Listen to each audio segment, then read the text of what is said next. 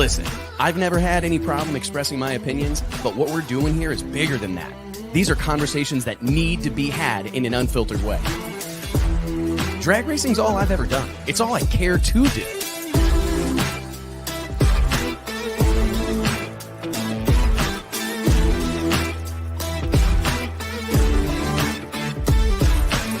I respect the history, I appreciate how far we've come, but I want more for this sport, and I'll fight for it. It's uncut, it's unfiltered. This is the show of shows. The biggest names in drag racing. No holds barred.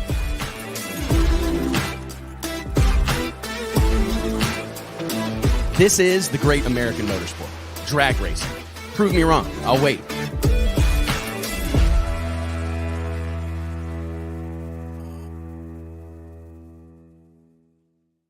Drag Illustrated Magazine. It is Wednesday, July 19th, 2023, and I'm so excited for you to join us here around Drag Racing's digital water cooler to break down all the latest and greatest happenings in the sport of drag racing. As always, we're presented by our friends at Stroud Safety, Redline Oils, FlowRacing.com, Aeromotive Fuel Systems, and Racers Club. Support the people, companies, brands that support us, and please let them know that we sent you. We appreciate it, and so do these incredible companies that share our vision for the sport of drag racing, if you will. And I got to tell you guys, when I talk about barn burners, when I throw that word around and get all excited and talk about goosebumps, what I'm talking about are things like this past weekend's NHRA Mile High Nationals at Bandimere Speedway outside Denver, Colorado. Perhaps the barn burner of all barn burners. 3 straight days of sellout crowds, incredible racing, and incredible electric, emotional atmosphere out there at a mile high on the mountain. And today we got a couple of fresh faces here. One that's a recurring character, perhaps, filling in for some of the team members that were gone today. Mike Carpenter out, finishing up the latest issue of Drag Illustrated Magazine. But we are joined today by, oh my goodness, what timing. We were cooking this up, but then he did the dance. He did the magic thing. The one, the only Top Fuel winner this past weekend, Clay Millican, joins us.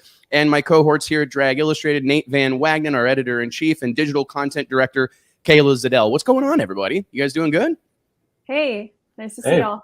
Fun to be here. I think Clay, you're doing the post-race world tour right now. Are you doing Leno this week? No, Leno's not even a thing anymore. Are you doing Jimmy Kimmel? I guess. Yeah, Jimmy Fallon. Jimmy Fallon. Yeah, I dated myself right there. I'm glad I didn't say Johnny Carson or something. Yeah. Oh my God. Here's how good I'm doing. Oh, got the blue hat on, man.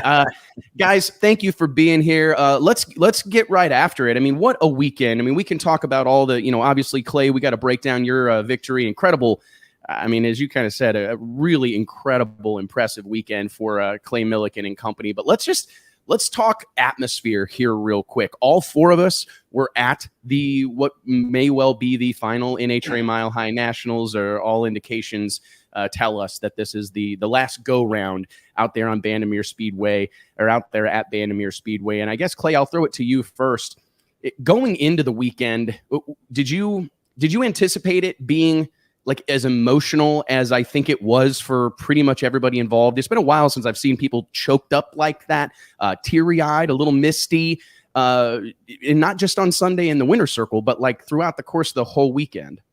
It was I knew that it was going to be big, and I also knew, just being totally personal here, like I insisted that my 2 sisters come to the race. It was like, for a couple months now, I'm like, y'all have to go to this racetrack. I mean, they obviously grew up with me and we've been all over, but they had never been to that racetrack. And I'm like, it is a must do. And I said, it is the last one.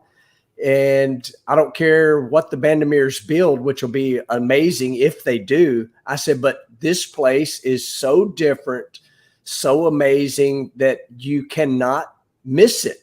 You just can't. And so I beat on them so much that they finally agreed and, bought their plane tickets and were there. And so for me, y'all know I'm kind of an emotional guy, and it doesn't take a whole lot to make me start crying these days. But so for me, it was emotion from Friday afternoon, the moment they showed up, I'm like, man, it's so awesome they're here. And I've got some really, dear friends that live in the Denver area, and they're there every time the gates open. They race import cars. They got a huge YouTube channel that they always, come and get content while we're there. And PFI Speed guys, right? PFI Speed. Yeah. Yep. Great people. Really love those guys. And also a young lady that's a doctor that I get all my workout programs from. Her and her husband came. So it was kind of like a little family reunion as a send-off for the mountain, So, yeah. And then to follow that up with, please tell me, but I cannot ever remember a sold-out Friday crowd. That was where I was going to head next. I have not, Clay. I mean, and I don't dare pretend to be a historian or anything. I mean, I pay close attention, but I've never seen anything like that on a Friday, especially like during business hours. I've seen things like start to get pretty full of an evening, and very rarely anymore do we race of an evening in NHRA competition, sadly. So that, I mean, as the day wore on, and I'm like, wow, this is got to be one of the most significant crowds in the history of drag racing on a Friday. Unbelievable, to be honest. Unbelievable. And I'll tell you what's really funny. Again, back to my sisters, when they were driving there, their GPS kept telling them Bandimere Speedway closed. And that was simply because there were no tickets available. It was showing up on GPS as closed. Wow. Because obviously they posted somewhere somehow that no need in showing up because it was sold out. Seeing those signs is like seeing those sold out signs, the little digital boards or light boards, that it gets me every time I see that. It's like it gets me in my feels a little bit. Nate, Kayla, I know that track is near and dear to both of your hearts as well. I mean, it means a lot to us here at Drag Illustrated, the birthplace of the World Series of Pro Mod, and just a place where kind of some dreams were lived out for this group. But I mean, you've spent a lifetime there, Kayla, racing there with your family. What did you guys make? I'll go to you first, Nate. What did you make of our last go round out there on Thunder Valley? Initial reactions. We'll dive in deeper as we go. Yeah, it was just really special. Like I said on our conference call earlier today, I feel like everyone there, there was definitely a sense of appreciation for everything that has happened at Bandimere Speedway over the years, what the family has done for the sport of drag racing. And I think everyone there was really just kind of there to kind of celebrate that and kind of, give it one good final send off. Kayla, what was, I know you had your family there, your pops was with you, hubby's with you. So you guys were kind of taking it all in. How'd you feel about the whole weekend? Yeah, it was really, I posted on social media. It was bittersweet, surreal that I'm still kind of in disbelief that it's, happening. But I had my dad there with me, which was really special because I grew up there watching him race back in the 90s. He had a top alcohol dragster team. And then I spent some time racing there as well. And I've recently been testing my car there. So it was definitely a bittersweet weekend. You could just, the emotion and just the atmosphere and the energy was really palpable. It was really awesome to see that many people there, just in the stands. I thought I was going to because I was trying to take it in from different parts of the racetrack. So, I was on the starting line. I was at the finish line. I was actually standing and I think this is when it kind of hit me. I was standing there Friday night at the finish line where I used to stand and watch the cars when I was a little girl. So it was kind of like a bittersweet just keeps coming to mind, that I was there watching the cars where I used to watch them as a little girl. But yeah, it was just extremely special. I thought I was going to hop in the stands for a second and sit down and watch, but it was packed. There were no seats available at that race, which was so awesome to see. That was the craziest thing ever, right? Like, because I had multiple people tell me that they had tickets or whatever, or were trying to go sit somewhere, but it was like, hey, get in where you fit in. Like, you're not going to be able to sit comfortably anywhere. I mean, at one point, I believe they were selling standing room only tickets, the whole situation. And, bravo. That's exactly what Bandimere deserved. I tip my hat to everybody who took it upon themselves to be a part of that. I bumped into a lot of people that had flown across the country or driven across the country just to be there. I actually bumped into some of my Missouri boys, some friends from back home that had driven 12 hours just because they didn't want the doors to close on that facility, having never seen it in all its glory. And I am genuinely appreciative and proud of this community, because it's moments like that I'm kind of reminded of how special this is. I've been talking about it a lot this week as we launch our Racers Club brand, but that's what that group of people, this group of people, the Racers Club, this community is special, man. The effort that these people make and their dedication and their passion. I was talking to fans that were like telling me decades of stories, getting emotional, getting choked up, because they literally can't imagine not having their local haunt, the place they've spent countless nights and weekends. And it was, I think that's the accurate description, bittersweet, Kayla. I told people that several times, that no matter how hard we tried to turn this into a celebration of life, and oh, what a celebration it was, it still had a little touch of a funeral feeling, because we all know what's coming. Clay, from a racing standpoint and the business that you've built and the following that you've built, I mean, how much does that market mean to you? I mean, is it going to be weird not trekking out to Denver to kick off the Western Swing and as we move forward in the future? Oh, I mean, it's definitely going to be weird, because that is an event that you plan for, unlike any other race, and I'm talking about purely from the race car side of things. We have to order special pistons. We have to order different push rods. We different fuel pump. You stock up on blower belts because you can be assured you're going to throw them off every run. And it's such a unique place to try to race your car. There's been years where we dreaded it because we knew whatever engines we took probably were not going to go to the next race. And, so it changes everything. It really, really does. Will there be another, that obviously remains to be seen. But on the business side of things, I mean, one of our partners is Gates Belts. Guess where they're located? Yeah. Colorado, right there, Colorado. and we had, a lot of people from Gates there, so yeah, it does affect your business because Denver is such a huge market, but back to what you were saying about people, coming and from all over the place. I'm standing in this really long line to get on the bus to go to the rental car place on Thursday. And there was a couple in front of us. And, the guy kind of kept turning around. You know how you get that, like, this person knows you or they think they know you, that sort of thing, And so me and Donna are standing there, we had a 6 a.m. flight. So we're kind of like, and the guy finally said, I wish you good luck this weekend. And this guy is like dressed unlike normal race fans. He didn't have on a black T-shirt and black pants and black shoes, dressed very nicely, looked like he might have been headed to the golf course instead of the racetrack. And his wife dressed the same way. And they had flown in from like New York or New Jersey or somewhere, but he had grown up going to the racetrack at Bandimere when he was a kid. Now, this guy was an older gentleman. His wife was an older lady, but they literally had flown in because they didn't want to miss the last one, and wow. The Friday night thing, Kayla, you were talking about standing at the top end. So my sisters, they're racers, they want to be down there. They want to get the Goodyear freckles on them when the burnouts happen, Yep.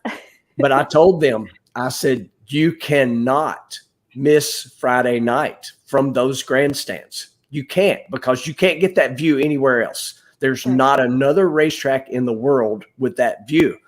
And I said, you're not coming to the starting line. You're going to the grandstands. Guess what? Nowhere to sit. Yeah. But they got, but like we keep talking about how unique the place is, you can stand at the top of the grandstands and look down on the racetrack, so, they were blown away with it. And again, these are two ladies that grew up going to racing, and they've been going nitro racing for 25 years with me, from not all the races, obviously, but it is such a unique. They're not new to it. They're not new to it, but they were definitely amazed at watching from that place. They're like, we're so glad you made us go. There's not another view. I don't think Bristol, is impressive, but just there's not the sunsets and it's a really incredible place. And I got to tell you, you're talking about dressing nice, walking through, I think racing fans, I mean, and we're all guilty of this, the black shirts, black pants, black shoes, black socks, right? And at times perhaps a touch rough around the edges, right? Let's be honest, and however, I think that track, I thought to myself, perhaps one of the things that I'm most sad about is like, that is a picture. The Mile High Nationals, Bandimere Speedway, that's a picture of how to do it. I found myself parking in like the Red Key parking lot, and I'm walking through this thing, and I'm like trying to like be mindful, right? Because the air really it's like crazy how it impacts you, And I'm walking through here, but rows and rows and rows for what seemed like forever of cars. Just the job they do parking there is second to none. But the fan base, I really think it would surprise you, because you're walking through there and I'm seeing pop-up tent after pop-up tent, organized, like these are like the salt of the earth people. I mean, this crowd could have been at an MLB game. It could have been a tailgate at an NFL game. I mean, it was just like a really, I don't know how to adequately explain it, but the fan base there is unique. I mean, it is a group of like really diverse people. You see people dressed to the nines. You see kind of the traditional race fan look. Yep. You know what I mean? Shirtless, perhaps with an NHRA tattoo across their chest. But you also see, golf slacks and polos and ladies in dresses. And they've done such a great job bringing in all these different walks of life to that facility and making everybody feel comfortable, everybody feel at home. I found Nate and I were rolling out of the place late Friday night, right? Lots of traffic, kind of hard to get out of there.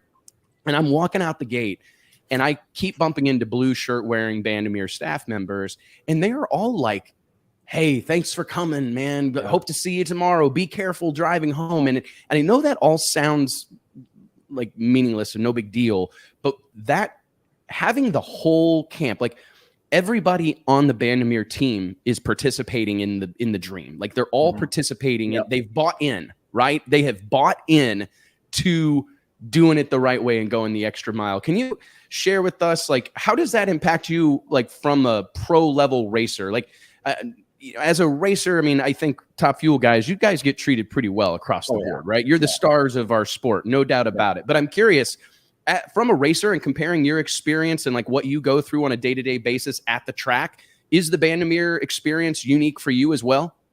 Oh, for sure it is. And there's only one other place that we go to that even comes close, and it's pretty obvious. You got the Bandimeres and you got the Baiters. They are the top of the top. And, yes, I'm a Top Fuel guy, but I'm still a sportsman racer at heart. And I went to that racetrack, and I'm the world's worst statistician, but I had a crappy Dodge motorhome, and I towed my Super Comp dragster all the way out there. Actually went to the points race in Douglas, Wyoming, and it was incredible. And I had been to Norwalk, and I knew what that felt like, and I knew how the people treated you, and it was like so awesome to pull in that place in my junky old motorhome and little bitty trailer, to have the same treatment.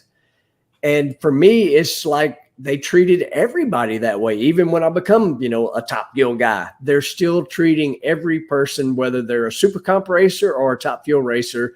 If you need something, they're there, and it's so simple to do those things. And, it's just, it starts from the top. And that's, John Bandimere, obviously, he spreads that out amongst everybody that's there working at that facility. And it's a special place. And I hope, fingers crossed, that somehow, some way that family remains involved in drag racing, just because they get it. They understand that, it is those people in the grandstands and those racers that make their business model work. And obviously it's worked very, very, very well for 65 years. It's crazy. You couldn't have said it better. And it's my genuine hope that I think there's a future for the Bandimeres in like some sort of consultation role. I think that there's not a drag strip in the country. Like, we should talk about this, whether or not the likelihood of a new track being built. And we can discuss that here a little later in the show. But the Bandimere family could 100% show everybody in this whole game a thing or two, in my opinion. And that's not that anybody's not doing a great job, but their ability to just do it all so well, from the presentation and the pomp and circumstance. I noticed you got a custom Wally or a John Bandimere Jr. trophy. The way they do everything, the fireworks show, the way they interact with fans and racers, going to the parking lots and how they park everybody. I don't know that there's anybody in the space that does it better. And I think that could possibly be the silver lining. I thought about this a lot while I was out there. It's like, how, if John Bandimere Jr. wants to ride off into the sunset, I think that he has done his part. I mean, he has contributed so much to our sport. And if he's ready to hang it up, I think that is, if that's what he feels called to do, that is completely fine by me. But I think there are some other people in the Bandimere Speedway camp that still have some miles left, that still have something left to give. And I do wonder if we won't see this group kind of taking that show on the road. Wouldn't that be kind of a cool thing to see happen? I think it would be, at least. Oh, 100%. I mean, you can just start naming off the family members that are so involved in everything that goes on. Tammy, Sporty, Larry Crisp, you name it. The Traction Twins. Yeah. I mean, I think there's 14 family members that work there, and they've learned from one of the best, and I'm with you 100%. I don't want to hear one single complaint from anybody that says the Bandimeres owe us a racetrack. No, they don't. They've give 65 years for John Jr. I mean, if he wants to call it good, man, I'm proud for him, but the rest of the family, I'm with you. I mean, I could see them continuing to do something, whether it's a consultation thing would be a heck of a business, because there ain't a racetrack out there that wouldn't love some of that information, because they clearly know what they're doing. And, I told you when you were there, when you sat down Saturday, and I sat down with Tammy, and I didn't want to know any news. Are you building another racetrack? I didn't want to know none of that. I want to know what it was like growing up at that racetrack. And she told some wonderful stories, about the things that they went through growing up. So they don't know any other way to do it than the right way, because that's how they grew up.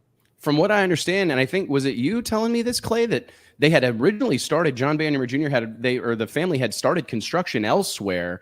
Correct. And immediately started getting some feedback from neighbors and surrounding community members while they were still moving dirt. They probably didn't even know what the intentions ultimately were, and he pulled up his flag and relocated it, right? That was John Sr. Yeah. Okay. So he had already got land and permits, and we're talking, this is 1956 that he had started moving dirt, and the local community, they're like, what are you doing here? And he's like, I'm gonna put a drag strip here. And that was a community called Arvada. And please don't ask me if I'm saying that correctly, but so he began to look other places and found that mountain, the side of, and I didn't know this till I talked to Tammy as well. It's called the Hogback Mountains. I did not know that. That's the name of those mountains. And originally it was built as basically like a little testing site as a complement to their auto parts business. They had 5 auto parts stores. And here's the craziest thing that I learned, one of anyway. So 160 acres, 1956, they paid a whopping $11,000 for that property. 11 grand. Wild. I'm willing to bet they did well on that. And I've had a lot of people tell me like, man, they only paid $11,000. Isn't that crazy? But man, they have spent money like it's going out of style. And that is one of my big takeaways from that deal. And the reminder is the investments that they continue to make. We see this. I had a friend of mine, Jake Harrison. He's the engine builder and kind of oversees the engine program at Elite Motorsports and leads the charge at Elite Performance. We were talking on Saturday night, and he said to me, he goes, man, I had Jim Head told him this many, many years ago. He goes, in this whole game, there are givers and takers. And I thought, you know what?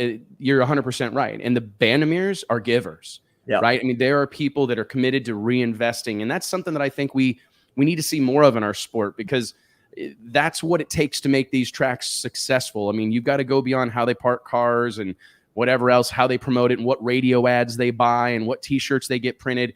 they are constantly seeking to improve that place, find ways to do better, learn things. They've got their eyes open and their head on a swivel. And for me, it's not lost on me how much money they've spent growing our sport and serving this community. Let's talk about some drag racing, Clay. I mean, Bandimere's, like you, to your point earlier, it's one of those tracks that it can give you the best of shows, or it can kind of be an up in smoke and blowing stuff up, right? I mean, it seems like it's one thing or the other, and we got some fantastic racing this weekend. And let's talk about your second win of the 2023 season, Clay. Almost unbelievable considering our last conversation. There was like 19 years between these trips to the winner's circle. So you got to just tell us, what does this mean for Clay Millican in the mission that you're on, your team, brand new ownership, to put two wins together relatively early in the season with tons of momentum, it would seem? What does this mean? Is this a whole new feeling than you've ever had?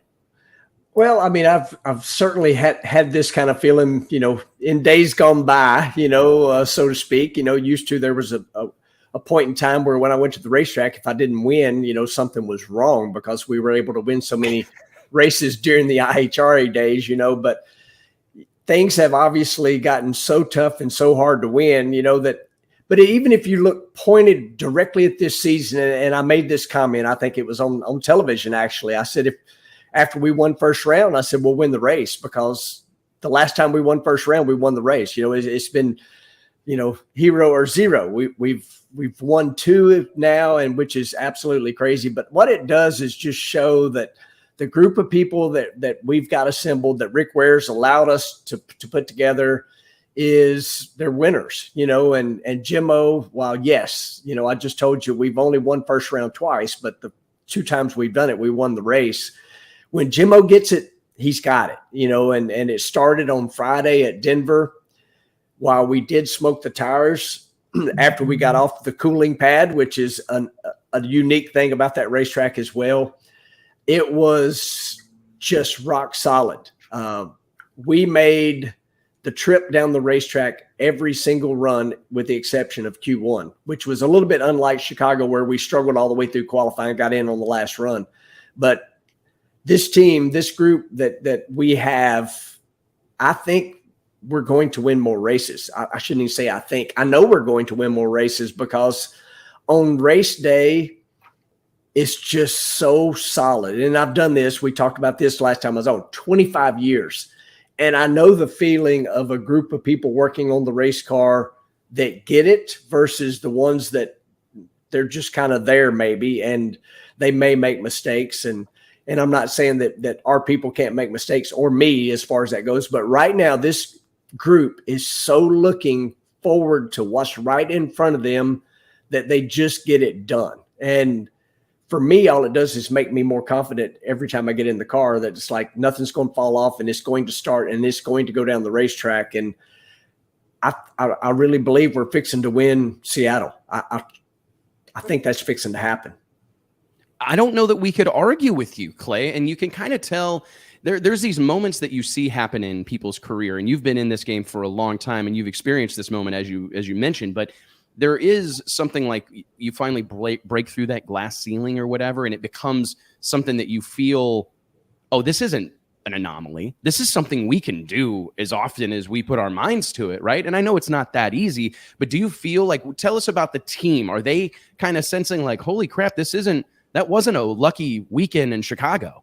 That wasn't a fun couple of days. Like, this is something, we're in this. We can compete and win with the best drag racers on the planet Earth. Oh, I know you just hit it dead on perfect, because even Chicago, for as pumped and excited as we were, because some of those crew people, that was their first win. And this past Sunday, after first round, they don't even know they did it, but I've got a really good relationship with every one of them, and, it was like different ways. They were like, man, I love this, then they might have added a word started with an S on the end of it, or this is so freaking cool. We got this today. It was just individually at different moments during the service, I was getting that, and they're not like completely like this to the point that they're not enjoying it. And that makes it that much better. You know, I'm not saying they're goofing off, but if you come by my pit area in between rounds, there is music blasting and they are just digging in and they're rocking out. And I mean, they're having fun. I haven't even talked about this. We might have talked about it after we were in Chicago, but we had one kid that had never worked on race cars. We call him Izzy, I-Z-Z-Y. We call him Izzy. And he had big, crazy hair, and it got bigger because he had made a deal with the rest of the team that he wasn't going to shave his head till we won. Well, we won, so his head got shaved. Well, what I didn't know until Sunday night was Jesse Snyder, our crew chief, who's got a big red beard. You know, he's a tough-looking dude. The deal was made that he would shave his beard off after we won again. Well, he's like, dang it. I didn't realize it was going to be this quick, but now he's got the 70s porn mustache going, but the big beard. Sweet. You know, and so they're doing that amongst themselves, which is awesome because those people spend so much time together. If they don't have fun, it ain't going to work. And right now we have not a single bump in the road. And I have spent years out here and you got a great crew except for one. Right now, we do not have that. They just freaking want it. And I've told you my mama line, you know, you got to have the want to. And we got the want to everywhere, top to bottom. And we brought in I want to call him an ace in the hole. You know, we got Bruce Reed is now going to be with us from Australia for the rest of the year, with the exception of Dallas, because the first race of the Australian season is the same weekend as Dallas. Him and Jimmo are longtime friends. And, you know, this guy named Bruce Reed, some people watching may not know this, but his family has won 22 Top Fuel World Championships in Australia. Bruce has tuned 7 of them himself. His dad is, you know, basically the John Force of Australia, and he's now retired, but his brother Phil drives. And that guy's in our corner right now and will be for the rest of the year as well. And Jimmo's obviously our guy, but him and Bruce are really, really tight. And you cannot have enough knowledge when it comes to trying to get a race car down the racetrack.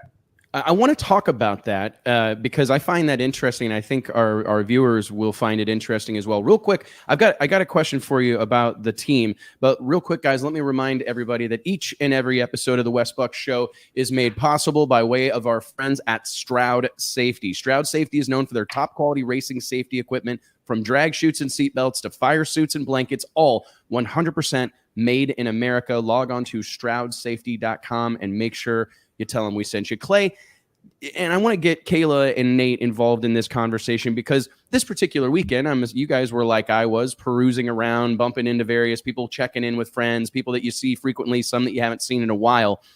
How much do you think that atmosphere in the pits contributes to the success of someone like Clay? Nate, I'm going to start with you because I think we've seen, I mean, you know that, and having been kind of on this side of the fence, the media business for a while, you kind of do know the pit areas that are enjoyable to swing by and the ones that you would like to avoid if at all possible. And I think, I'm not saying that everybody's got to have like a hip hop playlist and a big Bluetooth speaker or whatever, but I think that atmosphere is a bigger contributing factor to success than maybe people realize. Nate, I mean, what do you make of that? Can you sense that from pit to pit? And do you associate that with success? Like maybe people that are, it's like athletes that are playing the game with joy and love, enjoying it.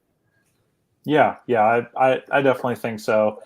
Drag racing is such a passion-driven endeavor that unless if you're not having fun, if you're not enjoying what you're doing, because there's so much of it that it's not fun. You're covered in, you know, the clutch dust and oil and all that stuff. It's hot out. It's 90% humidity or 95 degrees.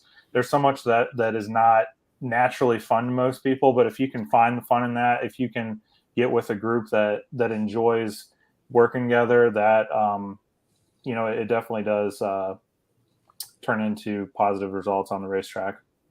Kayla, do you see that? I agree. 100% agree with Nate. It is hard work. Sometimes it is not fun. It is hot. So I think if you like the people you are working with, you will work better. And I also believe mindset is huge. So if you have that positive mindset of we can do anything or we can win this weekend, speak it into existence, manifest it. I mean, I think it definitely helps. And Clay, I actually have a question for you. I know you talked about acclimating the car to the altitude, and Wes, you touched on it as well about some of, taking your time walking up those million steps, it feels like. But did you do anything special to acclimate to the altitude while you were there? So you mentioned, or I did, I should say, I mentioned about the young doctor lady that comes. And so we've worked together. Her name is Kayla. And I also have her friend is a doctor, Dr. Derek Wilcox. They give me a workout program, and you cannot duplicate what it is to be like at that altitude here in Tennessee or on the road anywhere else but there. But on Thursday, basically you start lots of water. Actually, I started ahead of Thursday, but my workout during the weekend was a little bit different. Did a little bit more cardio than normal just to get the heart rate up and kind of try to get those lungs used to the lack of oxygen, and so, yes, there was a little bit of extra preparation, and I do that every morning. I drive Donna crazy with how early I get up and how long it takes me to actually get moving to hit the gym in the morning. But it definitely makes a difference on your body. The cars show it up on ET. We show it up huffing and puffing, walking up those stairs. Yeah, I noticed I was huffing and puffing up some of those stairs after a couple trips up and down to the media tower. Yeah, I had a couple moments where I was like, I'm not going to say gasping, but like, those like moments where you like kind of subconsciously or like hold your breath and you don't quite realize it. Like, and you're like, holy moly, like that was like freaky fast. Like it's that feeling of like staying underwater too long. You know what I mean? Like, oh, I need to come back up. There was a couple of moments like that. And I'm going, man, this place, it is a very, very unique deal. And I did just want to touch on that, Clay, because I think that there's some secret sauce to that. When I peruse around the pits and I see the teams that are successful, I do see a group of people that genuinely enjoy being together and are finding a way to make what is backbreaking labor, very tough conditions most of the time, a hell of a good time. You know what I mean? They're having a ball. And I commend you because you know what? The same thing you said about John Bandimere Jr. and Senior before him, it starts at the top, and everybody's kind of got to buy into that, hey, we're doing a serious deal here. We're taking this serious, but we're going to have fun while we do it. So has that always, I'm curious, like 25 years of experience, have you seen teams succeed or fail based on the atmosphere that they create in the pits? I'm just curious. Have you seen that? Without a question, I've seen that multiple times. I've been with a lot of different team owners, a lot of different people, a lot of different crew guys over the years. And you can take, I'm not a stick and ball guy at all, but I know, you can take these all-star crew guys and you think, man, they got the best there is, but if they don't work together, and they have a way of doing it. And for us, it's just, I don't want to call it luck, but some of this is the same group that we've had with Doug Stringer. And then we've added some that with different times, just getting this whole Rick Ware program put together. And it's just been like a magic fit. And over the years, I've had great people, but they didn't necessarily work together. And it wasn't always fun. It was a job for them, which in turn will make it a job for me, because I'm that guy that wants everybody to be happy all the time. And I spent a lot of times over the years being a babysitter or a therapist trying to make this guy and that guy be happy. And then the next thing you know, you got the rooming list and you're like, okay, next week, this guy can't stay with this guy because of this, Zero with this crowd we got right now. They're just great, wonderful people. And I literally basically cried last night watching BFI Speed's video, his YouTube video of our team. I am huge on the YouTube thing. Y'all know I'm always making content. But the way I do it, I can't stay out there constantly filming them. You know, I've got to sit down with Jimmo and talk about the run. Then I got to go, you know, sign autograph. I love what I get to do, but I can't take the time to watch them all the time. And so his video did such a great job of showing them. And Donna said this earlier because I was telling her there's some stuff in his video that just choked me up. And it was nothing. It's just watching a group of people that you love do what they're doing and doing it so well that, you know, over the years, golly, I'm getting sidetracked on that because it really does make me emotional knowing how hard they worked to give me a race car that was capable of just crushing everybody on Sunday, you know, and they do not get the credit. This was what Donna said, you know, she's like, they just don't get the credit that they deserve. And it ain't just our team. It's every crew person out there that give me the platform to come on here and talk about it, you know, but without them, we can't do it. But the group that we have is just super special right now. They just don't fight. They don't argue, and they go out there and have fun. And they truly are putting everything they got into making it win. You know, it makes me feel good, you know, and it also crushes my heart when we don't do good. And especially when it's my fault. You know, there's no worse feeling. It's not calling the sponsors saying, you know, I red lighted first round or I was beat on a hole shot. It is pulling back into that pit area and looking at them. But yet at the same time, they're like hugging my neck. Oh, it's okay. Don't worry about it. You know, but it hits me. It really does. That is the worst part. It's not calling the sponsors or calling Rick who signs my check. It is facing the people that have poured everything they got into making that happen. I'm so glad you talk about it. And I don't know that we could spend enough time. I mean, I don't know that we could get off track enough because this is a group of people, and I hope they're watching. I hope they hear you talk about it.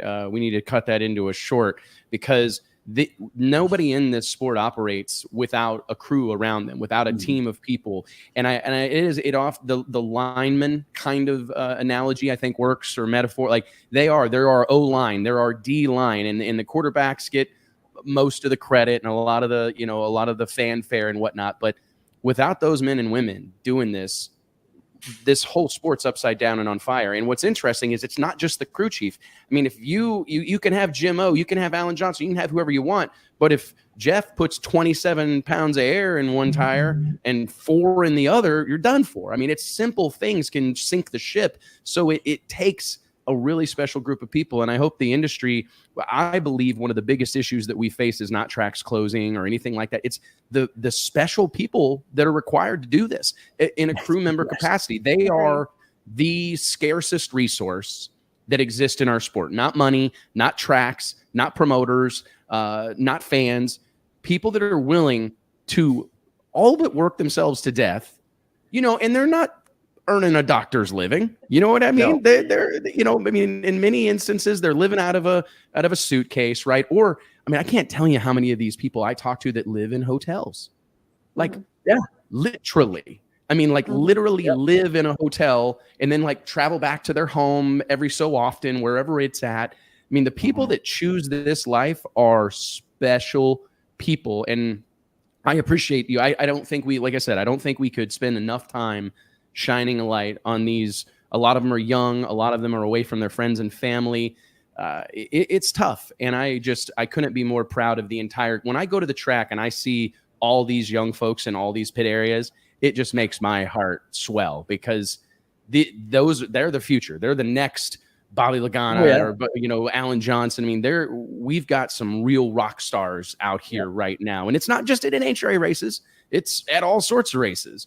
But man, it was an incredible display from your team specifically. That moment on the top end when they all but took you to the ground.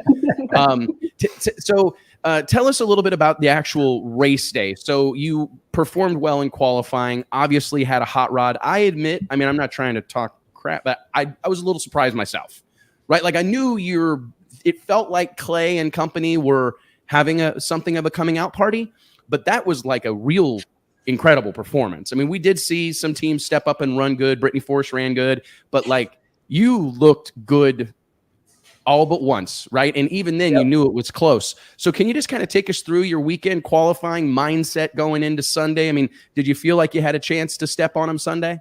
I really did. And that the confidence was at sky high level after the Q3 run. There goes the voice again from too much yelling Sunday afternoon. After the Q3 run we made, which was a 379 in the heat of the day, and the quickest car behind us was Doug Kalitta at 388. At that point, I'm like, game on. You know, I don't care about, yes, it was totally impressive. This will sound horrible, but the 372 at 337, mind-blowing performance. But we weren't going to be racing at night, you know. So that 379 that we ran in the heat of the day was the confidence builder for me that you know, we're fixing to do something special. And again, it's so much of it for me is just like knowing what Jim-O does when he finds something like that. And then, you know, the ladder wasn't easy. I mean, we got Tony Schumacher first round. Nobody has to say anything about him, you know, the winningest NHRA Top Fuel driver there is, you know. And then, you know, we go into second round, we got Mike Salinas. You know, that Rob Flynn tuned car has just been rock solid. And Alan Reinhart just told me something that I did not know. It's been 7 races that I've raced him that since I beat him, you know, so I didn't even realize that stat. So I guess in stat wise, that was probably my toughest competition. But for me, it was third round where we're racing Sean Langdon, you know, in a Kalitta car. You know, they're not lacking for anything, but Sean Langdon's one of those guys that is a master of the craft of drag racing. You know, he's a numbers guy. He gets it. He does things in a certain way to make sure that he performs very well. So I was really worried about that round, even more so than I'm racing one of the guys that I think is one of the best Top Fuel drivers ever in Doug Kalitta. You know, final round for me was more about not making a mistake than being worried about racing Doug. And I'm just giving you total honesty. I was more nervous about Sean than I was Doug. And I'm not saying it's always that way when I race Sean, but he had made a few good runs to get to the semis. But in the final round, you know, I was just thinking about, I've been to this final twice in the last few years, and I'll never have the opportunity again. And I didn't want to let that get away from us. And, you know, having my sisters there was a little added internal pressure, because for all the IHRA wins they had been there for, they had never been there for one of my NHRA wins. And going down the racetrack, about half track, I was kind of had my ears open, and I'm like, I really don't hear him completely. I heard him a little bit. And then driving by half track, I am quite sure that I looked over there, which is a bad thing, but I'm just telling the truth. And the smile started coming on my face because the car was charging pretty good. And then the belt come off like it had every other run. The teeth come off, actually. And there's a last few feet of coasting, and you find yourself just looking up at the scoreboard, waiting for an old-timer saying from Mr. David Glidewell that I did a lot of bracket racing with over the years. I was looking for that whirly bird on the pole to be blinking, and it was, you know. And at that point, that's what happened to the voice. The majority of my screaming was in the race car. But I'm going to tell you, when I made the corner, my good friend David Freiberger was standing there, just absolute grinning ear to ear. And he's one of my favorite people. And so it was cool to spend a moment with him. And when the kids showed up, they were screaming and yelling. And I knew they would be, but the being tackled to the ground, they caught me off guard, but it was very enjoyable. And watching it unfold, it looked like, oh, shit, he's going to the ground. And then it was like you almost like maybe weren't going to the ground, but they're like, no, you're going to the ground. They got their weight on you. Yeah. So I have had a back surgery over the years. And so when Donna saw the video, she's like, do they not realize you have a bad back, you know? And if watch it though, one of our crew guys, his name's Andrew. He's a strong guy. If you watch that video, because I pointed out to her, he almost cradled me to the ground. I saw that. Oh, And Because they that's what know, happened, because you looked like you were getting ready to go down fast, and Yes. then the whole thing almost looked like somebody hit slow-mo, because Yep, you kind that of was went the Andrew. rest of the way down a little slower. Yeah. I'm curious about your lights. So you have always been money, but really demonstrated some consistency, 60, 50, 66, 53. I'm just curious, like just me being curious. Can you identify anything that, like, do you know in your mind, like in E1, you're 61, in E2 going up against Salinas, I guess it was, right? Yeah. Yep. Can you identify anything between that first round and that second round that would have made that difference? I mean, it's not a lot, but I'm just curious, like, do you know, is that like a conscious thing? You're like, oh, I need to step on it a little bit, or did you take a little bit bigger bite, or when you with the break? I'm just curious. Yeah.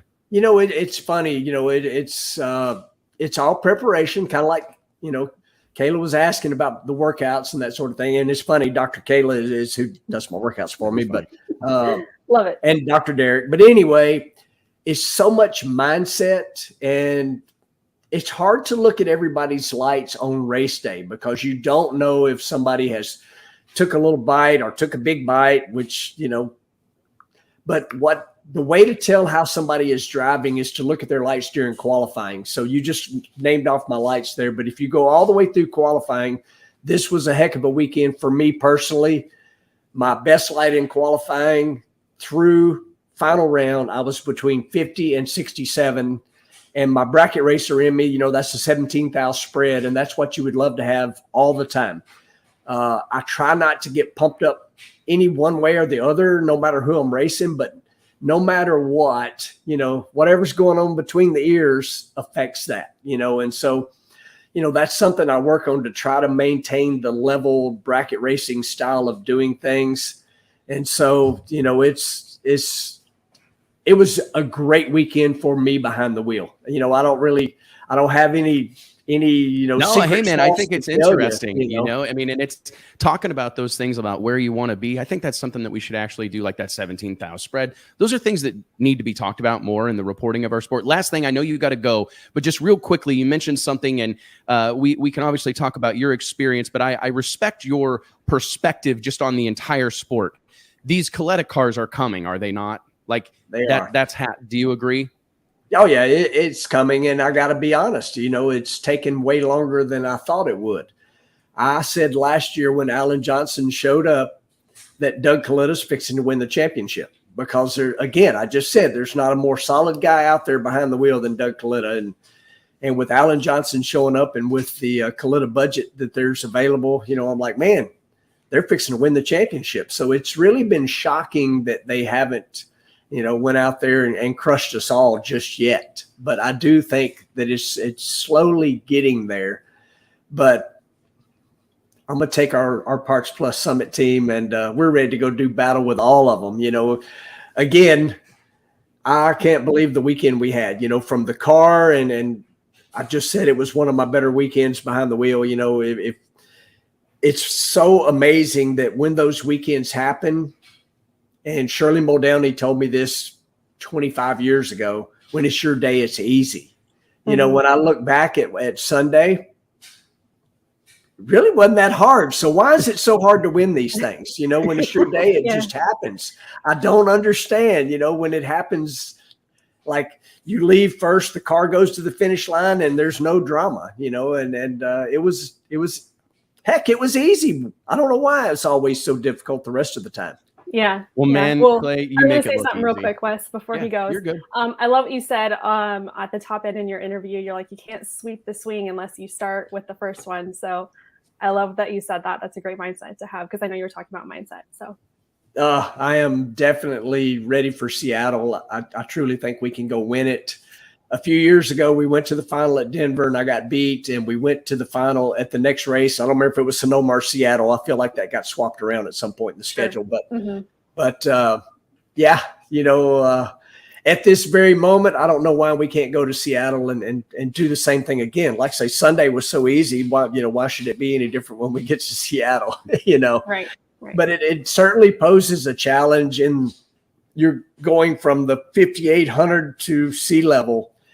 And we have seen over the years where some cars can't swap back as quickly, but we've also seen where cars were struggling leading up to the mountain, and then they figure out something with their power level because you have to do something so different for the mountain that suddenly they run better. Maybe that is a Doug Coletta or, but I feel like, and this is not a Jimmo thing, but I feel like we may have actually found where we were probably doing a couple things wrong at sea level that we kind of saw, because the mountain will bring things out that you don't see anywhere else, And so I'm really looking forward to it. I hadn't checked the weather. We all know that weather has plays such a big effect on how the cars run. But truth be told, I kind of like our chances on the hot racetrack right now, because Chicago wasn't exactly cool outside, and Denver was not exactly sweater weather. It's a fact, man. Clay, thank you so much. Nate identified this. 2 NASCAR team owners winning in the nitro categories this past weekend. I mean, maybe this is a new era we're about to enter. Tony Stewart, Rick Ware, former NASCAR or current NASCAR team owners kind of making their presence known in drag racing. It's a great thing, man. And I'm telling you, I truly believe Clay Millican in the winner's circle is a great thing for the sport of drag racing as a whole. You're a fantastic ambassador for our sport. I honestly don't know what we would do without you. Thank you. We need you winning. Keep it up, man. The more the camera's on you, the better. Be safe. All right. We'll see you at the next one. Thank y'all so much. I always have a blast. Thank you, guys. Thanks, Clay. Be careful, buddy. Yeah. All right, guys, I want to remind you that each and every episode of The Wes Buck Show is made possible by way of our friends at flowracing.com. If you're a drag racer or a drag racing fan, you got to get on board with Flow Racing. The world leader in sports live streaming, Flow Racing provides unlimited access to drag racing's biggest events like Donald Long's Lights Out, PDRA and NMCA Tours, Funny Car Chaos, World Cup Finals, the World Series of Pro Mod, and much, much more. Personally, Flow Racing is a fixture in my life. I'm able to follow along with multiple racing events from the comfort of my own home or while I'm out on the road. The platform provided by Flow Racing is changing the sport of drag racing for the better, and there is no limit to the good they can do here. So log on to flowracing.com today and join the movement. What do we got? We got another special guest, I think, in the hopper in the green room. I believe we are moments away from being joined by the one, the only flowracing.com zone, Courtney Enders. What's going on, Courtney? I don't know that we could have, check the shirt, rocking the brand. Nice. Love it. Rocking the brand. Love it. I got to ask, there's a lot to cover here today, and I know we've got a limited amount of time with you, Courtney, so I'll be brief, but we've all kind of shared our initial reaction and kind of thoughts on the whole Bandimere situation. I know that track's been a huge part of you and your sister's life for 2.5 decades. Can you share with us a few thoughts just on what may well be your final trip to Bandimere Speedway? Man, I hope it's not, but if it was, they did a spectacular job. The Bandimeres are just, forget racing, they're awesome people. They get it, and I think you have to get it to do what they do, and they did everything they could, from the jet flyovers that made our whole team during the anthem. Right after the anthem, the jets came over, but then in the middle of E1, some singular jets flew over, and to quote Jake Harrison, I thought a gosh dang Top Fuel car was in the pits. There was a ton of amazing stuff that they did, but I kind of took a few minutes after the finals and while we were waiting on the winner's circle and stood on the wall and watched all the fans absorb it and listen to Alan Reinhart sign off. And people say I don't have emotions, but I felt all one of the feelings that I have and had a little moment there on the wall. And it was absolutely incredible. And no place will ever replace the mountain. I couldn't agree more. I found myself, I got goosebumps right now, like the hair standing up on my arms, because I found myself, and this wasn't anything I did on purpose, like, because I love having people around and I'm like the more the merrier type, but I kind of found myself like meandering around alone and like finding places to stand alone.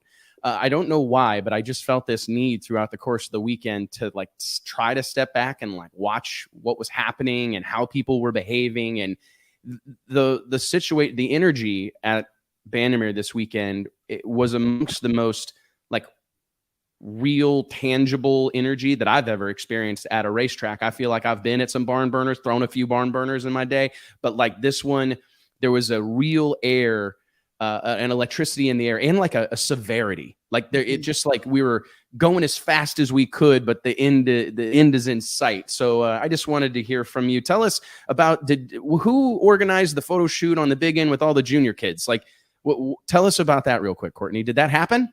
That did happen. Okay. Randy Lynn Ship Butner is one of the most sentimental people you can meet. Like, she's got 1,000 things going on per minute, but she takes time to recognize that little things are going to matter later. And she texted me and said, what if we got a group together and did some kind of photo? And in Randy Lynn terminology, that means, Courtney, get some people together and let's do that. So I made a post and we had over 100 people show up from one Facebook post.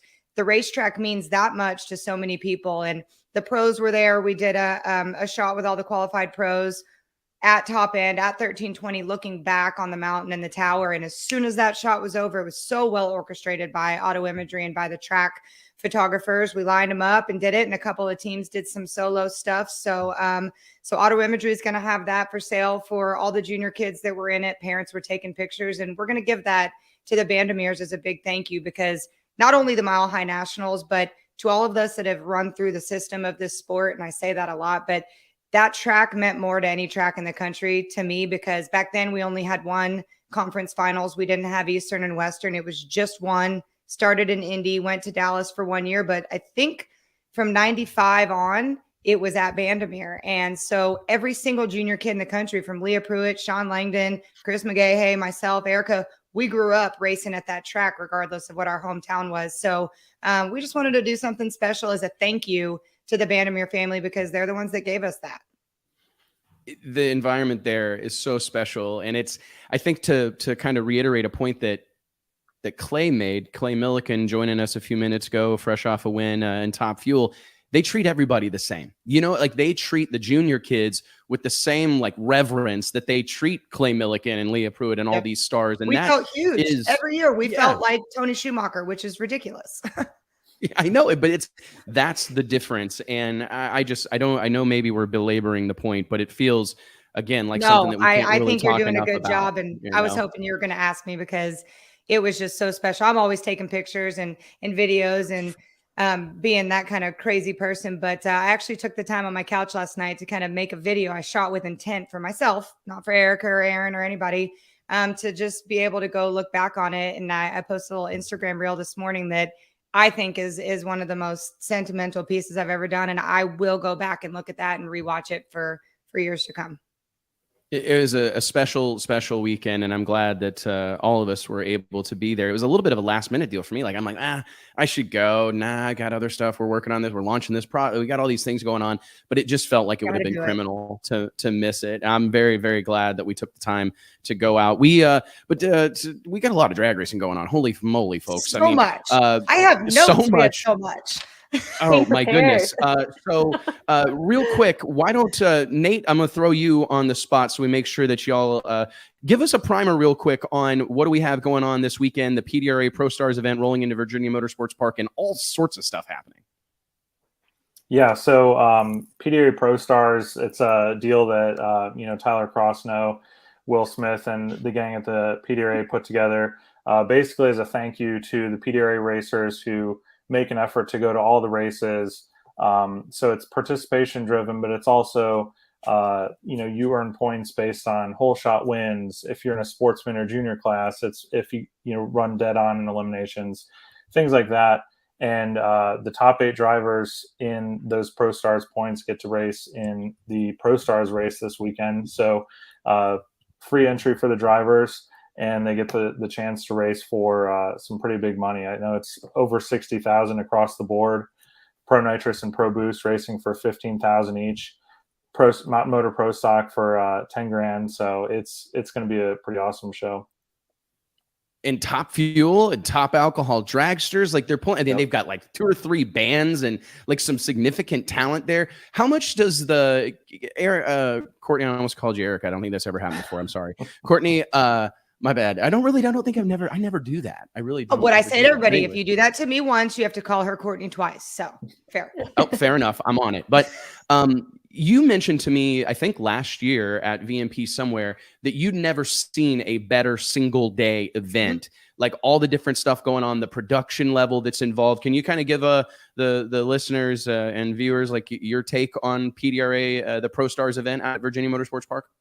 Yeah, I did. I think I told you last year that I felt like I attended that event. I work events, and I always say I wish I could go to an event as a spectator, but with all the work that we did at Flow, I still felt like I attended this event. You know, we had rounds of qualifying, or I forget, they don't call them qualifying there. They call them like hot hits or something, but you have rounds of that. And then you've got a country concert. Last year we had PJ North up on the stage doing his thing, which was super cool.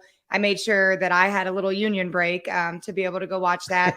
You go back, you have some more racing. And then last year we had Adam Doliak, but this year we've got Chase Matthew and Walker Montgomery, which are very, very big and up and coming kind of country rock guys there. And so they pause the racing. They bring the classes in, minimal amount of classes, so that this is a show. Tyler's made it very clear that, yes, this is a race, but this is a show. We're putting on something for an entertainment value here, bringing people in to the facility that may be there just for the concerts, who get a taste of drag racing, and vice versa, where the drag racing fans will get a taste of the country music. But they make sure that everybody attending there can enjoy it. And you've got the fans by the stage, but then you've got all the golf carts that kind of pull up, and all the racers are standing on top of their golf carts, jamming out, just having a little break in this massive day. But the racing's cool. The chip draw is cool. As you know, we love chip draw around these parts of the country, but it's just incredible. And it's something same as Denver. You know, you got to take it in, because these kind of events don't happen. We get there, you're qualifying, you're in the zone, you're kind of grooving for racing only, but you allow yourself to check out. And last year I even had a beer while I watched PJ North play. So it was really cool. And we're going to do the same thing this year. But the Top Fuel stuff, Corey from React 104, who's one of the most talented videographers on the planet and coolest dudes ever, he's going to be racing. So we're going to get to give him some love. But to me, the coolest thing is going to be Rickie Smith in Scott Palmer's Top Fuel car. Like, we were only going to stream Saturday. And when I heard this, we shuffled everything around, and we've got trucks going in, and we're going to stream Friday night now specifically for that. So let's all talk about this. Yeah. Kayla, you talked to Rickie. You talked to Scotty Palmer. Yeah. Tell it. Mm-hmm. Yeah. Well, give us, maybe did he cry quite a bit, or how did it all go? Shockingly, he did not cry. No, he got maybe just a smidge emotional, but you know who got emotional was Scott Palmer. When he started talking about Rickie Smith, saying he is the most I'm not going to use correct grammar, but he is the most badass driver out there with a license nowadays. And he's just so excited to have Tricky Rickie get into his Top Fuel dragster. He told me the whole story of how it happened, of how he was helping him last year get his Pro Mod ready for the World Series of Pro Mod. And he's like, I probably bugged this guy to death. But it just kind of came up in casual conversation where he was like, yeah, I'd really like to have you, get in my Top Fuel car. It was, this is like something you haven't driven yet. And Rickie Smith was like, yeah, I would really like that. So it just kind of transpired. And I remember talking to Scott Palmer actually at the World Series of Pro Mod. And he's like, yeah, I've done just about everything. But the next thing I'm going to work on is getting Rickie in my Top Fuel car. And well, here we are. And I think it's perfect because this year, Rickie celebrates 50 years of him drag racing, not professionally, but just first getting in a car. So I think it's a great way to commemorate that. But there was no crying on Rickie's end. Mike actually warned me of that before I talked to him, but it was actually Scott Palmer who got a little choked up when I was talking to him. I'm not surprised, because those are two dudes that like wear their heart on their shirt sleeve. You talk about people that do it for all the right reasons. I know that Rickie Smith's a polarizing character, but if you actually know the man, this is a good human being that's got a big heart and that loves drag racing as much as he loves anything in his life. And it's his commitment to the sport.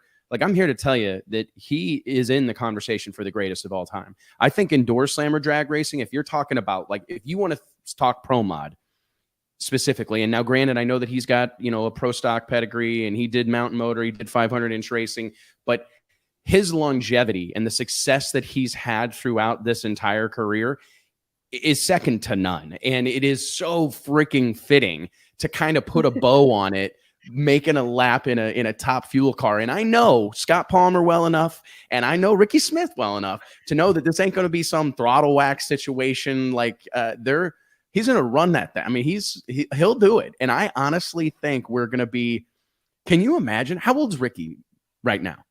I think Nate, he's you probably know. 69. I was going to say 67, 68. Yeah, he's something like that. and he's about to stomp on a loud pedal, 12,000 horsepower or whatever number they're using today.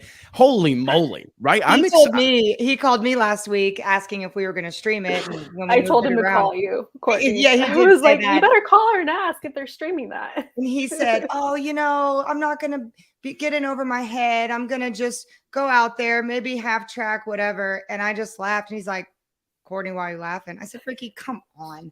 Come on. I'll tell you, their stated goal when they put Travis Pastrana in that car was for him to run over 300. Like that was the goal. They're like, hey, we feel like we got a couple of passes today to have Travis break 300 miles an hour. And it didn't happen. But to even say that out loud, that like, hey, we're going to give this guy 2 shots at it. One of them, hopefully he's going to go 300. Putting Rickie Smith in that situation, I want to be surprised to see him like make a run, like make a legit good run. That I would not at all be surprised. Nate, have you talked to anybody else about this? Like what's the word on the drag racing dark web? Yeah, I mean, I think a lot of people are excited about it. You know, I personally, I definitely agree. I think you know, for anyone who doesn't think that Rickie is going to go out there and really take it seriously and make a good run, I think they're going to be surprised. I think Rickie's, you know, like you said, he's as into this stuff as you can be, and he realizes that opportunity. And I think he's going to give it everything he's got. I got to tell y'all this, something that's really cool on the Flow Racing front is we've been trying something new with these multi-day events. You know, we test before, especially at PDRA, test and tune Thursdays, qualifying and stuff. So the first day of a set number of events, we're giving away for free on our YouTube channel. So Friday, that was kind of half of the bargain of what we were going to do. We're like, well, it's only a 1-day event. We're not going to do any of those live previews.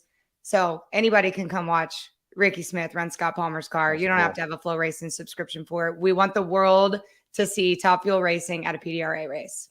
I think it's good. That's smart, to be honest. I really feel like those free previews are very, very, very valuable. I mean, I see it in almost every other sport, right? I mean, especially if you're like a pay-per-view sports fan, you're watching UFC or boxing or whatever, you always get some free like prelims, right? You get a little, you gotta, give me some crumbs. Let me see if I'm going to be into this or not. So kudos to you guys for having the forward thinking to do things like that. Kayla, did Rickie share with you any concerns? Was there anything that he, was he pretty confident in the whole ordeal? Not really. He told me he's pretty confident. You know, he reminded me that he drove, I think it was Bartone's funny car in Bristol a couple years back, and he was planning on doing the same thing, you know, just launching the car, but he ended up making a 1/4-mile pass. So he says, I'm not preparing for that car. I'm just going to get in and go. But I did sit in it to make sure I could fit and get in and out. And I was like, okay, well, that's a good deal. But Scott Palmer told me they've gone through the, you know, the procedure and stuff in the car, but he's kind of leaving the hit to mystery for Rickie, so he can like just kind of jump in and go. So. Oh my goodness, that's exciting, man! And leave it to Scott Palmer to say like, "Oh, we're going to make this interesting. We're not going to give him a lot of details. We're just going to throw him into it." I'm not. Let me tell you, I will be at that top end when he climbs out of that thing. I will be the first face he sees, and I will stick that dang microphone in his face, and we will get the honest reaction. Speaking of Scott Palmer, did you follow his exploits this past weekend at Millican as Millikan Raceway? I believe celebrated how many years? Many, Kayla, who they were celebrating what? 61. Yeah, something like that. Over 6 decades of operation, the Southern Missouri racetrack, near and dear to the hearts of many of us in the Midwest.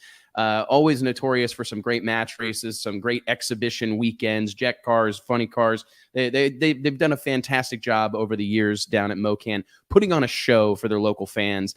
And Scott decided to unload the old Top Fuel dragster and just reset the track record. I think he went like a 5:11 at 200 and change, and with an early shutoff run in his Top Fuel dragster. But I've told Scott I think he could make a career out of going around to these nitty-gritty 8th mile drag strips and just blowing the scoreboards down. Like go around, reset track records.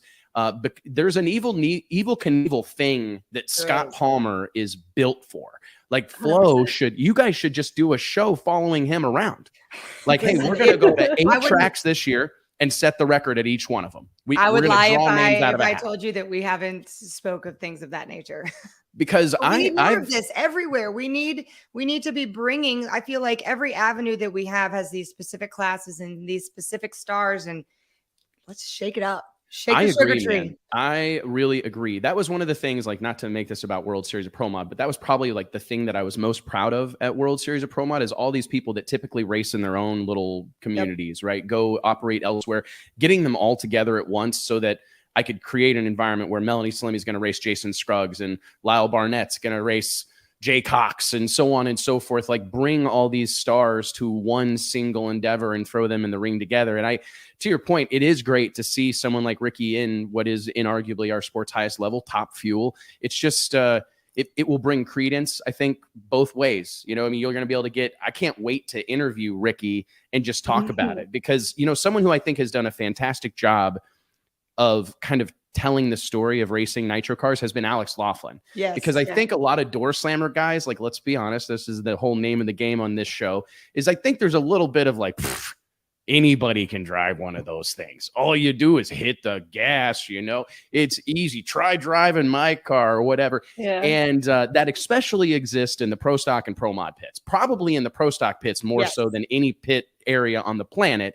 And I think that's for good reason. I have argued for many, many times there's not a more complicated or difficult car to drive than a 500-inch pro stock car. I think Top Alcohol Funny Car is also in that conversation.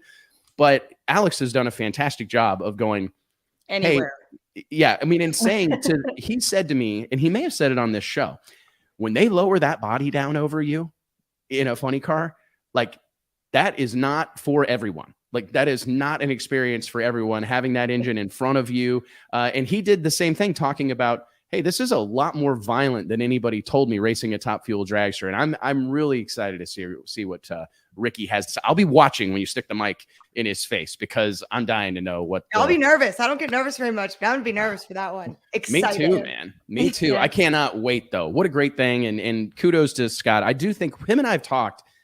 And if there was a way to execute this, I think I would do it, where if we could, I think Scott has the personality that would be required to be a one-man show. I know this sounds crazy, but I honestly think, and that's what we need to see more of this, like the elite camp going up to Wisconsin and being a part of that match race at Jim Greenheck's track, Rock Falls Raceway in Wisconsin. Scott Palmer going to Millican and setting a track. We need more. That almost serves as outreach, right?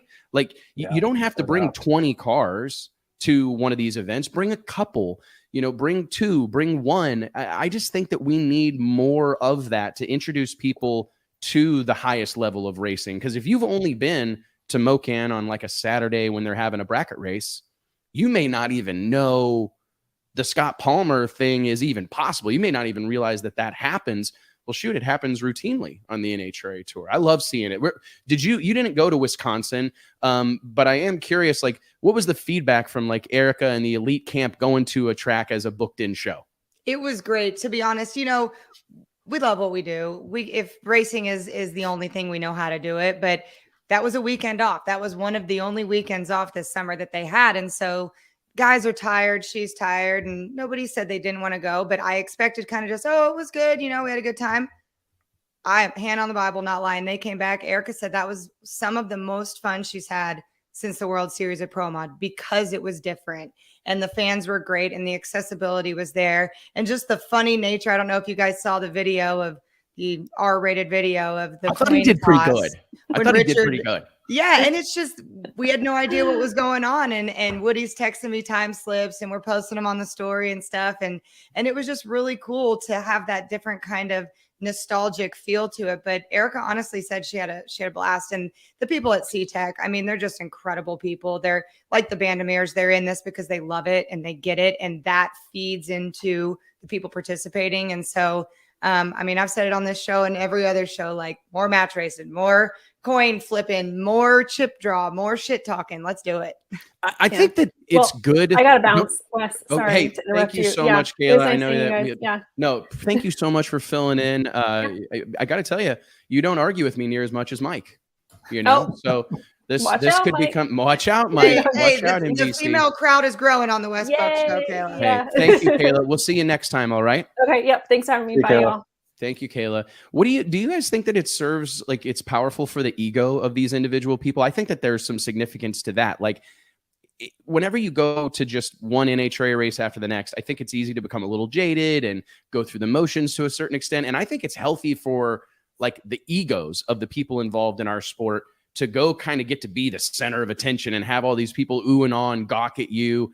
Like that was probably really good for the entire elite camp, for especially pro stock racers that oftentimes probably feel like they play second fiddle to Top Fuel and Funny Car, to go to a place like that and be the show. The goal of your race was Pro Mod is the stars, and it's that same kind of deal. And we love Top Fuel and all that stuff, but as we know it, that's what gets the attention. They go pop, they go boom, and it is cool for it. And just the accessibility, I think that was the biggest part of it, is because we didn't have all the restricted area this and sponsor viewing ban that, and it was just like, hey, hang out.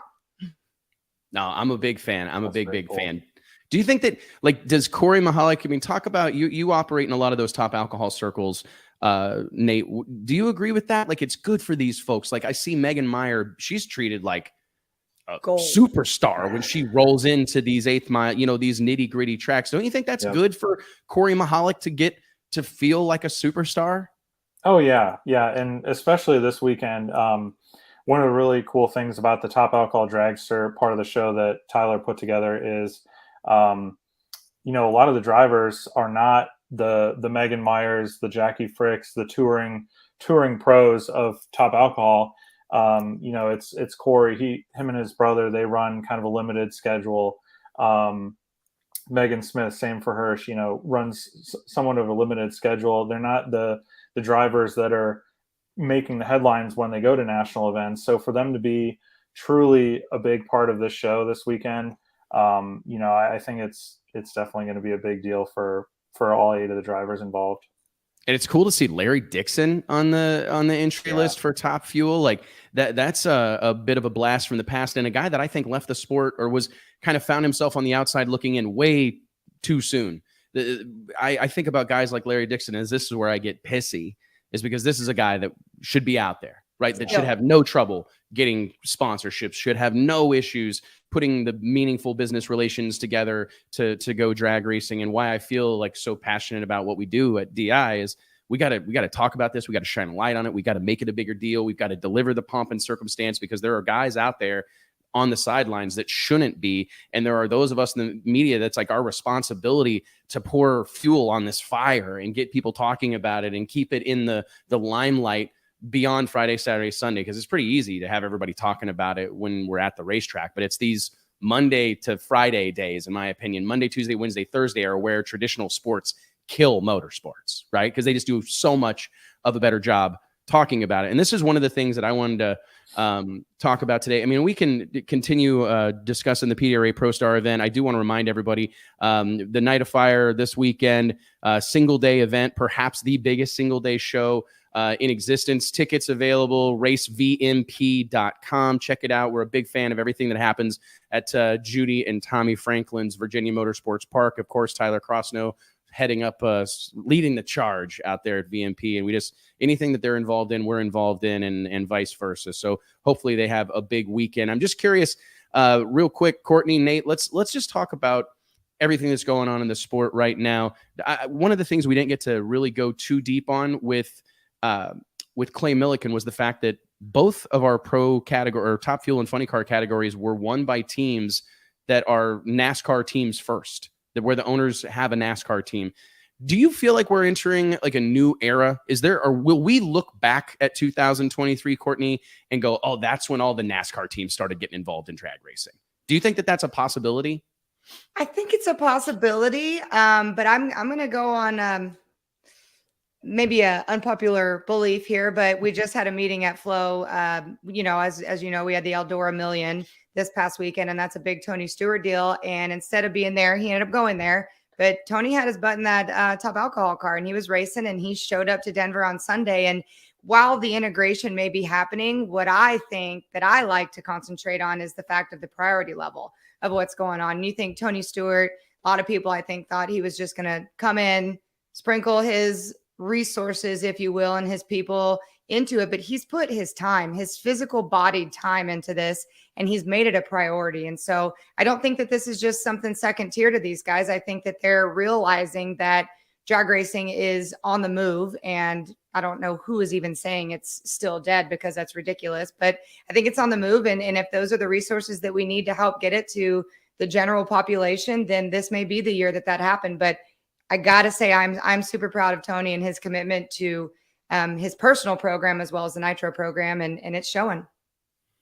To me, it says that he's here for the long haul. Like he's doing it the right way, and I think that if he knew in the back of his mind, I don't mean to put like words in the man's mouth, but if he knew that there was an early exit or this was going to be something that he was dabbling in, I don't think he would be taking, to your point, he wouldn't be taking the time that he is. He would go in, tick the box, drive a top, race Top Fuel, try to win, and then be on his way. But I think the tact he's taking, I guess, and say, earning his stripes out here like so many others have that have come before him, it shows me that this is something that, to your point, Courtney, he's taken serious and that he intends to be here for a while. And I do wonder, Nate, do you think can a case be made for that? Because it seems like we've all been waiting with bated breath for, is there ever going to be a day when some of these other motorsports powerhouses find their way into drag racing? And I'm just wondering, Rick Ware, Tony Stewart, I mean, you've kind of got two opposing ends of the spectrum, like a team that,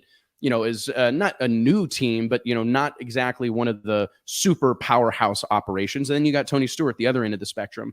Is the door open? Is this a moment in time where we will look back and say, okay, here's where people started to maybe not exit those other sports, but start to look elsewhere for opportunities for their sponsors, for their businesses? I'm just curious. Like, we're always talking about eras, right? Will this be an era? I definitely, I have to agree with Courtney. I think, I think maybe Tony has kind of opened some of the other NASCAR team owners or NASCAR racers, open them up to the fact that what is over here in drag racing, a lot of the things that they may have overlooked. But the biggest thing is they've got to come out to the races. They can watch it on TV. They can hear Tony talk about how great it is. But until they come out and they experience the fans, the camaraderie in the pits, that's what it's going to take to get them over here. And as long as Tony Stewart is out, racing a top alcohol dragster at a regional event where there's, 15 people in the stands, as long as he's out there doing that and continuing to rave about how awesome that experience is, I think it's just a matter of time before some of those guys start to pay attention to that. And it's a bargain.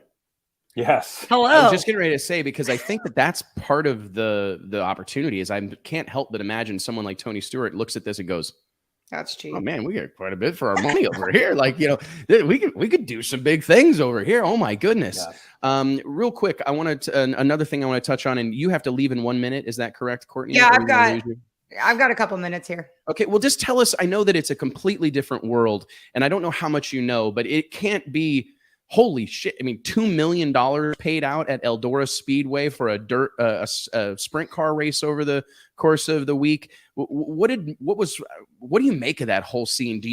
Whenever you guys are having internal conversations at Flow, is that a pipe dream out there somewhere for drag racing, that drag racing could have events like that? I mean, are we headed that way already? Maybe, I don't know. I think that we are, dare I say, right on track. I think that it's possible. It's there. Other outlets are doing it. I think you and this whole team on this call, even in the green room here, made it even more relevant to us that not only can the sport handle it, but we can help make that happen. But I think that there's going to be some big stuff coming, and obviously the dirt world, everything they do, NASCAR. Behind is not the right word. We're not behind them. We're just in a different lane, if you will. But I think that we'll get there a lot sooner than people think. I tend to agree. Courtney, thank you so much. Be careful in your travels. It was great seeing you this weekend in Denver. Hope we get to see you again really, really, really soon. Yes, Nate. I'll see you in a couple days. Yep. All right. See you there. All right. Thanks, guys. All right, guys, real quick, I want to remind everybody that each and every episode of the Wes Buck Show is made possible by way of our friends at Redline Synthetic Oils. Redline has a reputation with racers and hardcore enthusiasts for creating products that perform and protect better than any on the market, and they've been doing it since 1979. Whether it's your race car, your tow rig, your motorcycle, or your lawnmower, when you think about lubricants, you need to think about Redline. For more information, log on to redlineoil.com. Got to chat a little bit last week with my text back and forth a little bit with my buddy Mark Beatty, doing well. He's Redline stepped up in huge ways, not only supporting Drag Illustrated and the Wes Buck Show, but title right sponsor of a PDRA race coming up this summer at Darlington Dragway. Very exciting to see them involved in a new part of the sport. It's been a long time that we've seen Redline involved with NHRA and Nostalgia Nitro Funny Car Racing and various other endeavors, the National Muscle Car Association, etc. But kind of cool to see them break into the PDRA, which I truly believe, even after 10 years, remains one of the best kept secrets in all of drag racing. Nate, look, where's JT? Is JT here? Did he die during a golf tournament over the weekend? I haven't seen him. Oh, I'm here. Mwah.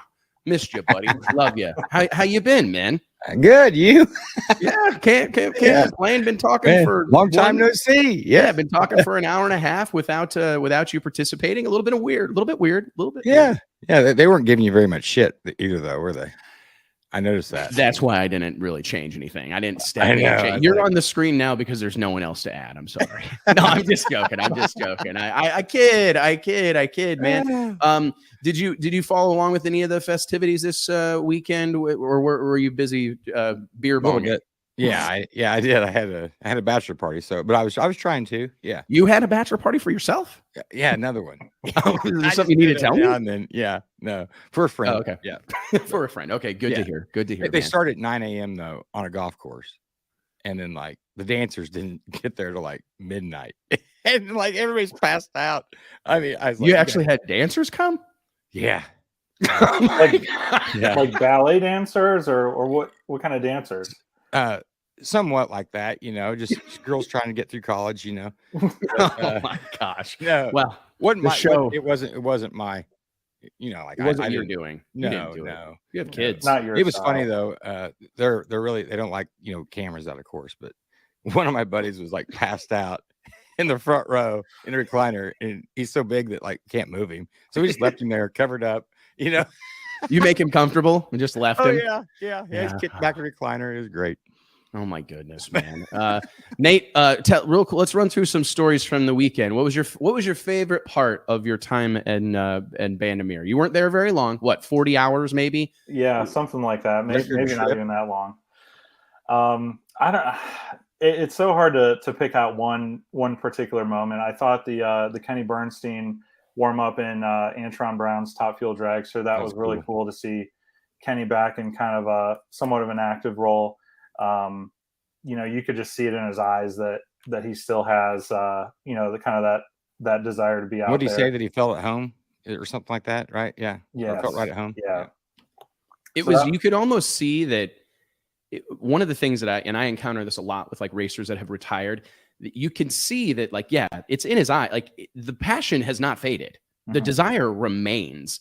He had to make a conscious decision. Like, I'm gonna stop doing this shit. And I just think that's why so frequently you don't see racers that aren't racing at the track anymore. I mean, you literally, they decide to hang it up. They sell everything. And many of them are never seen at the racetrack ever again because they can't be around it, or they'll be calling an order in a tractor trailer and in a hard to be a spectator at that point, right? I mean, like, where you've watched everything happen and where you've been in the car, or you've been in the staging lanes, and then to go back and set as a spectator.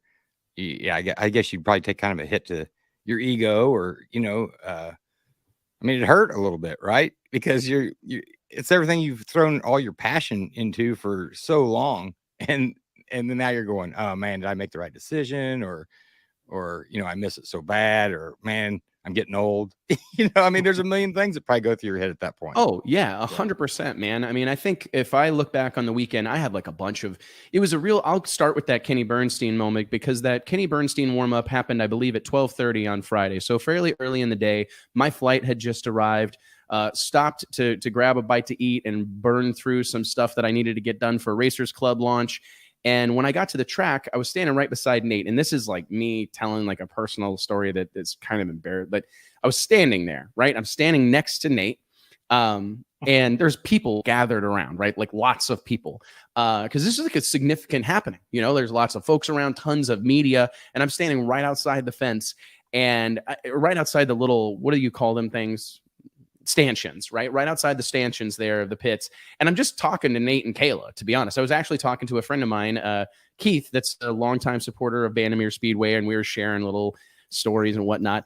And I hear someone holler my name. And I look up, and I'm like, oh God. And I'm thinking, typically when I hear like that type of thing, I'm like, okay, what did I do? Or am I standing in the wrong plane? I probably don't have the right credentials. Someone's mad at me. And I look up, and it's Antron Brown.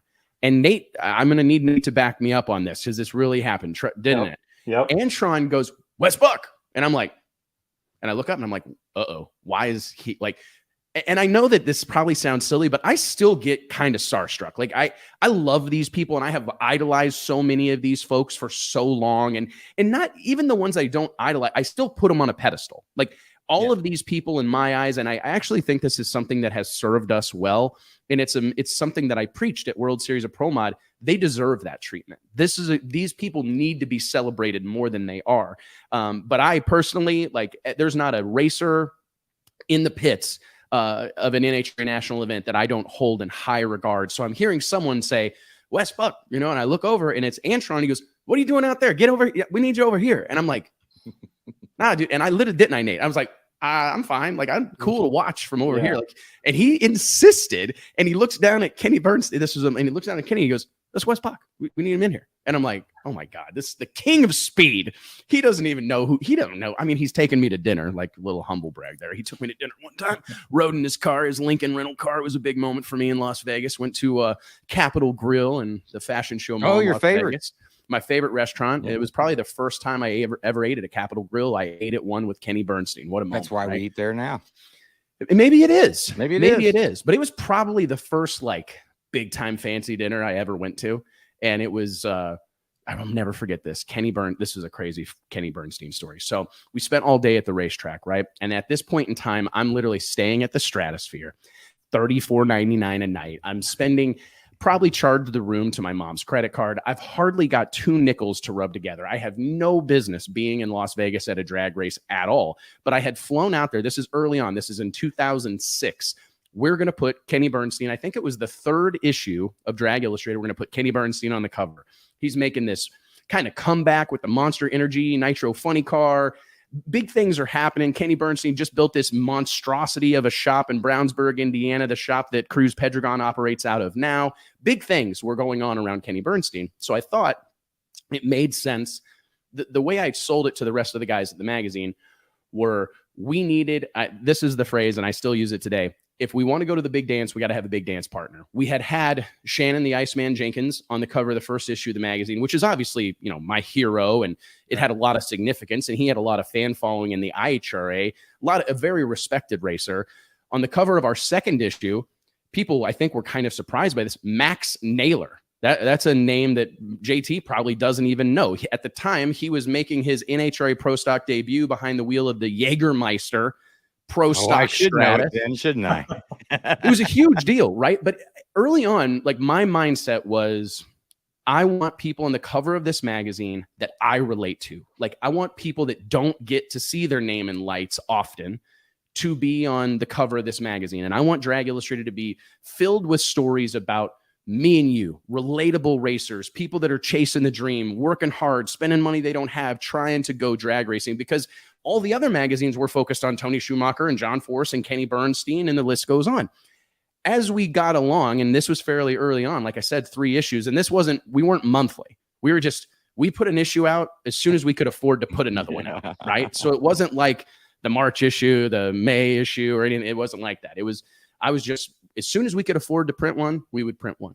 So our 3rd issue, quite a bit of time had passed. And I remember saying, it is equally important for us as a business and Drag Illustrated to inflate the egos of these regular Joe racers.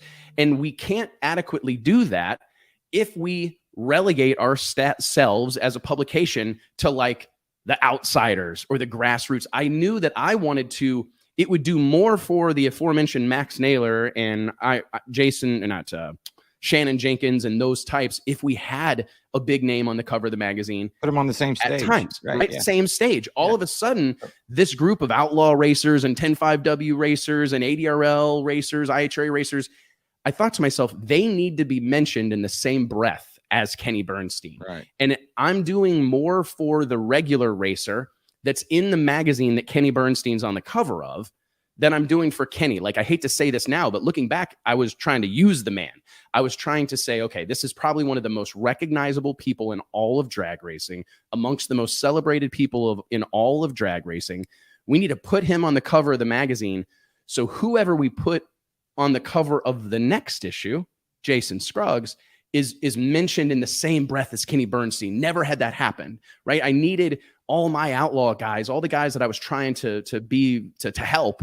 I needed them to be mentioned in the same breath as Kenny Bernstein. Anyways, we fly to Las Vegas, get a $34.99 hotel room at the Stratosphere. And this is kind of early this wasn't like a glamorous deal. It was a big deal for me. You don't need a nice room anyway, Vegas. You don't need a nice room. No, you're never in it.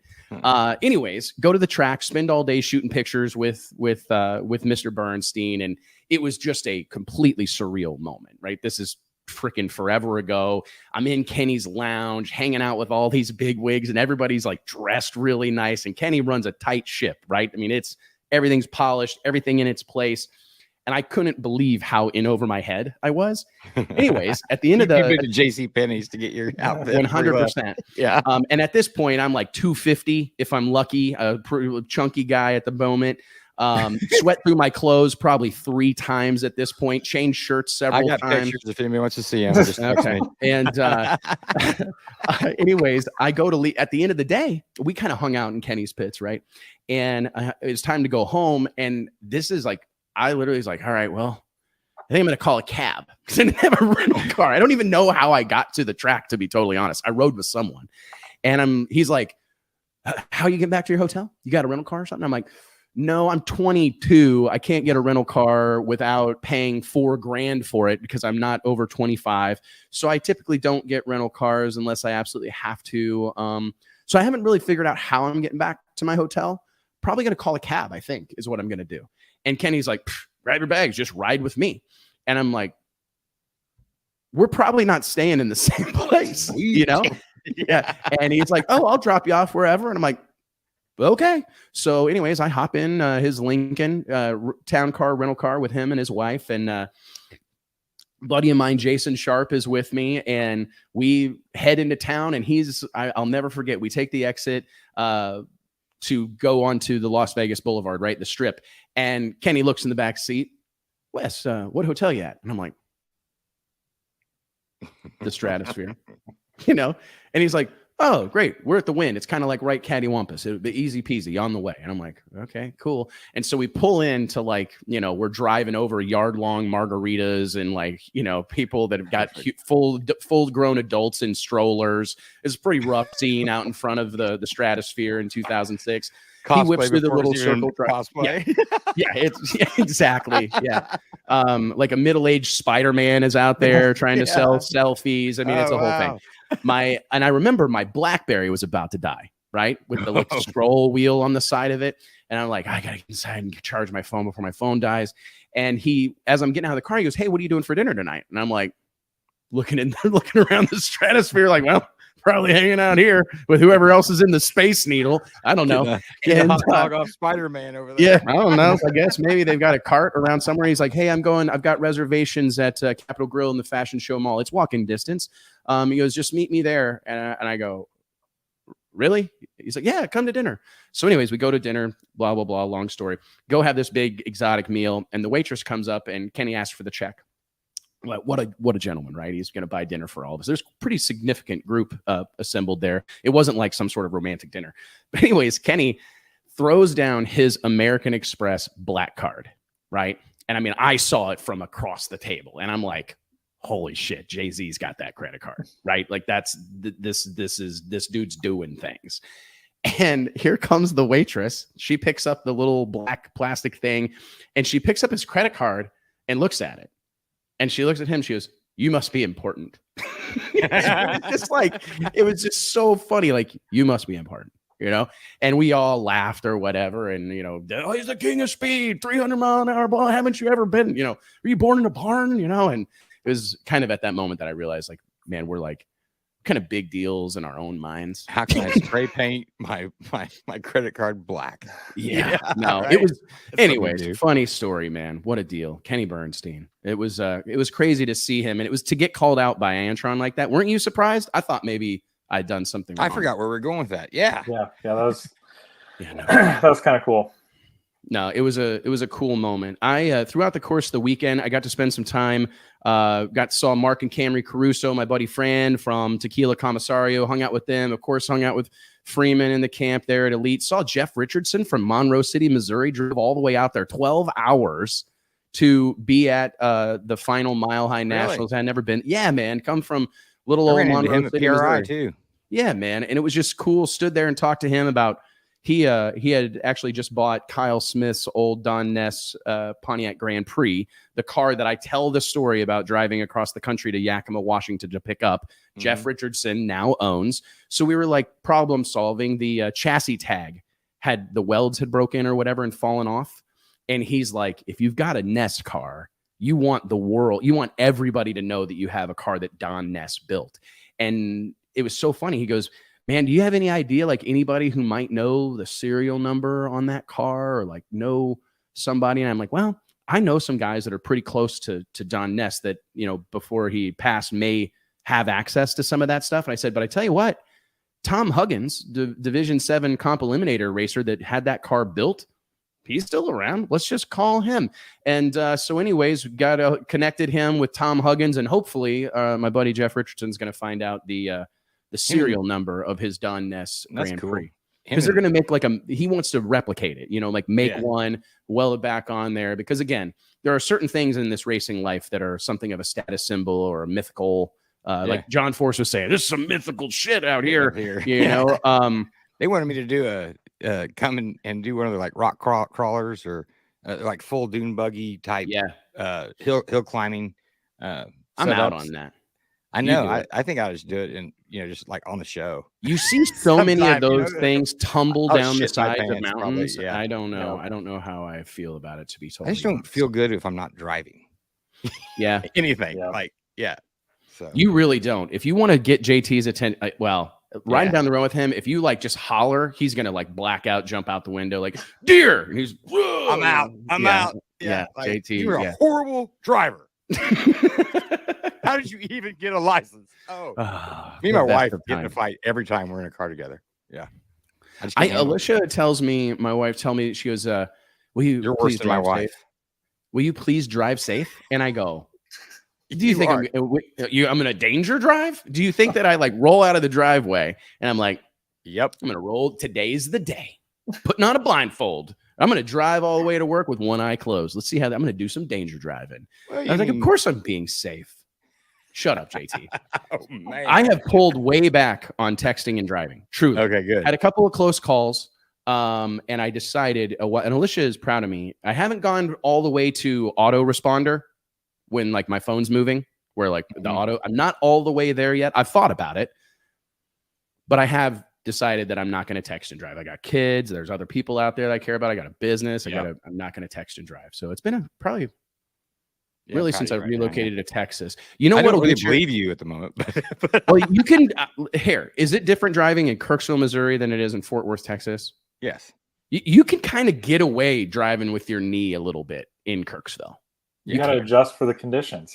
You got to adjust for the conditions. You get down here and you get on 820, you'll get passed by somebody going 130. Like multiple you don't even get past here, like either direction. It is. People drive fast in Texas. People are moving with purpose in the DFW area. I promise you. What else, Nate? What else do we have to cover? I know you had some Nate. Huge win from Matt. Let's talk real quick. Close the show with a run through of Bandimere beyond Clay Millican. Matt Hagan versus Alexis DeJoria in the final round. Great to see Matt in the winner's circle at his sponsor's race. What a moment! Those are the types of wins, right? That like cement relationships and kind of it. they're meaningful in that it creates a memory for everybody involved. I actually met Mark Whitney, a big difference maker at Dodge. They had a whole bunch of people there, not surprisingly, all sorts of VIP guests, and to like plant that memory in their mind, like they're going to have the warm fuzzies when they think about drag racing for a long time. So kudos to Matt Hagan and company. TJ Coughlin. This has been, I think all of us knew TJ Coughlin was capable of this, but going back to back, winning the Mission Food Too Fast, Too Tasty shootout, winning the race, doing a fantastic job, being on the wheel throughout the course of the day, looking good all through qualifying, had a hot rod. Great weekend for him. I think I may end up eating my words. I really do think Erica Enders is going to make it 6. I think that this is possible, but she's going to have perhaps some of her most fierce competition from within elite motorsports. And TJ is really having a moment right now. Do you agree? Yeah. Looking at his lights on Sunday, his worst light of the day was 18. And going back to what Clay was talking about earlier, the spread between them, they were all between 10 and 20, or 10 and 18. So that's just his kind of bracket racer mentality coming out as he continues to get comfortable driving one of those pro stock cars.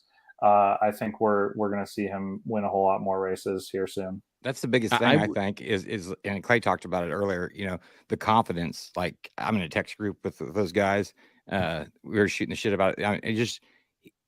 You start to get that confidence. And after last year, I think he was getting it. And this just kind of cements it, I think. And when you get a team that has that confidence and with the, matched with the driver who feels like that their team's giving them the best of everything and that they can go out and do it. And they know there's a difference between thinking you can go out and do it and knowing that you can get it done.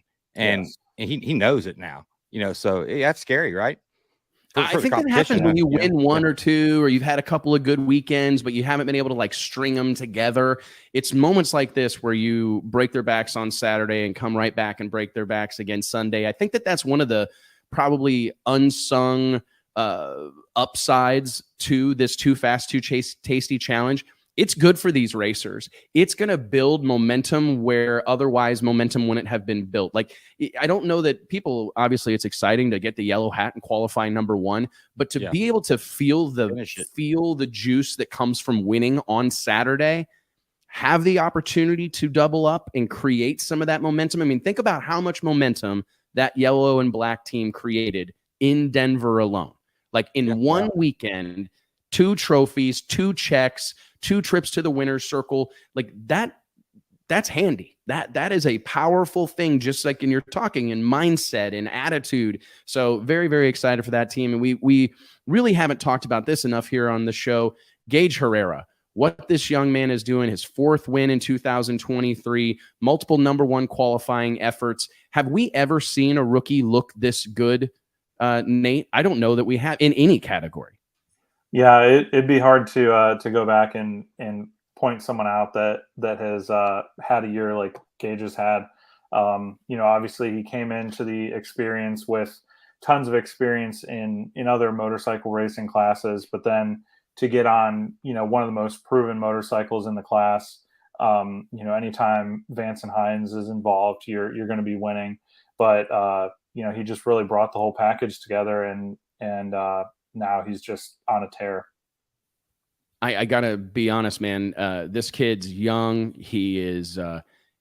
He's got a little something about him. You know what I mean? Like, he's not here for all the pomp and circumstance, and you can see that he's like genuinely not trying to be, not trying to do a bunch of sound bites or say crazy things, or he kind of shies away from the limelight a little bit. But man, it's. I think his story is just relatable. Like, this is a guy that's been out there doing it for a long, long time, finally getting kind of called up to the big leagues. And man, he is making the most of it. Holy moly. I think he's a difference maker, man, without question, on his way to winning the Rookie of the Year award. So very, very exciting to see him having the success that he does. What else do we have to cover? Chris Vang taking the win in Mountain Motor Pro Stock out there, taking out Erica Enders in the final. Crazy to see Erica racing 2 categories. A big weekend for Freeman and company, and really everybody involved. It sounds like the struggles continue for our dear friend, longtime friend of Drag Illustrated, John DeFlorian. Got an electrical gremlin that they can't seem to get their arms around, but yeah, big showing from Mountain Motor Pro Stock. I was genuinely impressed with the car count they had. I did not imagine that they would have 7, 8 of those things show up out there. I was a little bit surprised. I thought they would be a little I didn't think 660s would be what they ran on the mountain. I guess that makes sense how much they slowed down for numbers, I guess, so to speak. But I don't know. I thought that the big engines would be affected a little less by the altitude. But not the case. I mean, matter of fact, those cars, the 800-inch and the 500-inch cars were pretty close down low, and to the middle, to the 330 and stuff. So it's just kind of an interesting thing. I found it interesting, at least. Yeah. It was definitely cool to see those guys run out there. To see Chris win. That's a Colorado group.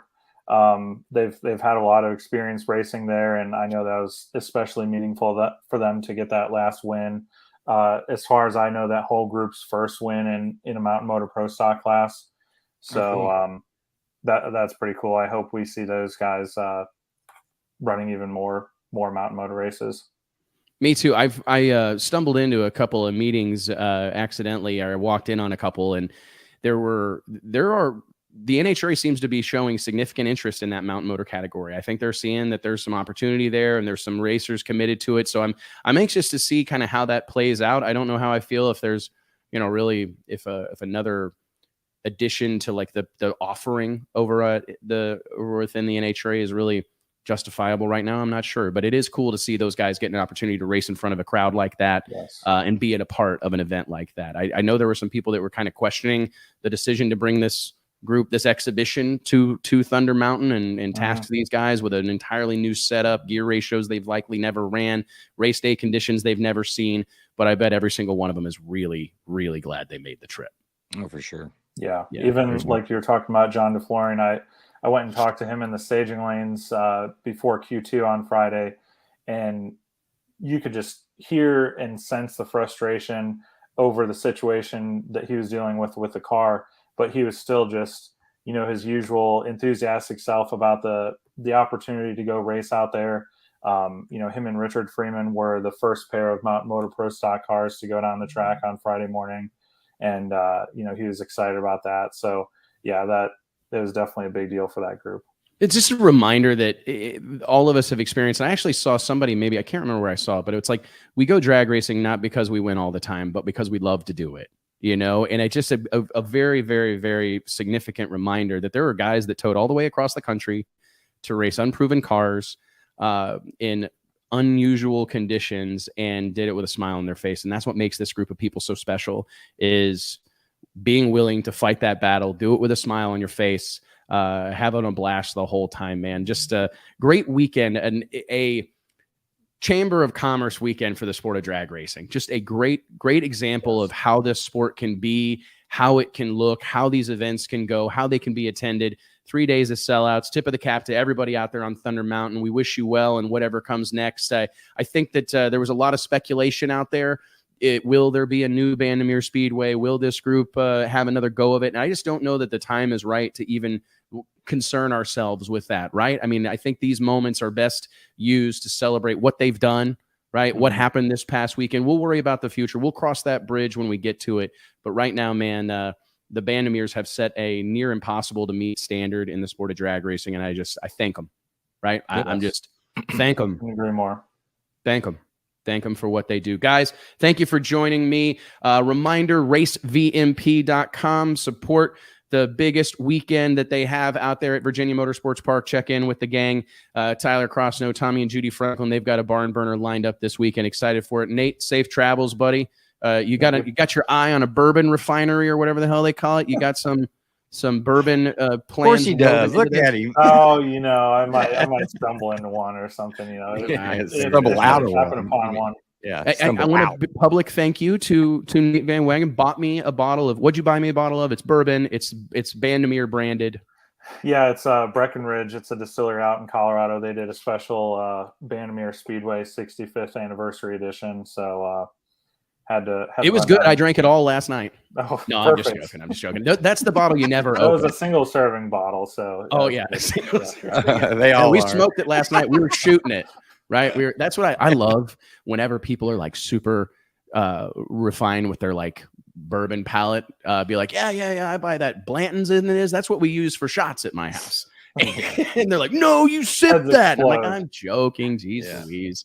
I'm joking. I've been to those shots and you're like, they're like, no, you got to put it in your mouth and swish it around. Tell the Danny Rose story of when we ordered wine. Start taking shots of it. Remember, real quick, tell the story of whenever we went to dinner with Danny Rowe and his wife Val. We were in Fleming's, I think, in Las Vegas, wasn't it? I think like when he wouldn't give you wine. Yeah, he's like, they came around with this expensive bottle of wine, and then he like puts his hand over the glass, and he's like, no, JT doesn't want any. He doesn't like wine. He wouldn't. No, well, the waiter walked up and he had a glass and he's like polishing it or some shit. You know? And he looks at JT and he's like, "You like a glass?" And JT goes, "Sure." You know, because JT's already had like 4 beers and 6 rum and cokes. You know, we haven't ordered appetizers yet. And the guy is going around asking who wants a wine glass, and JT's like, "Sure, I'll try it." And it's not like reaches out and grabs the glass. Says, this isn't wine that you try. This isn't. You don't like wine. Yeah, like get another Captain and Coke or whatever. Yeah, it's so funny. Those are the fine days, too. I'm cool with that too. You know.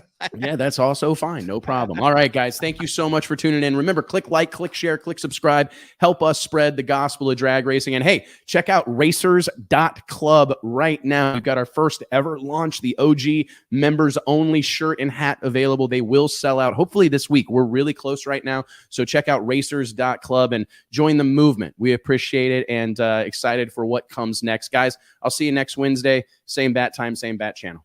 Yep. Later, y'all.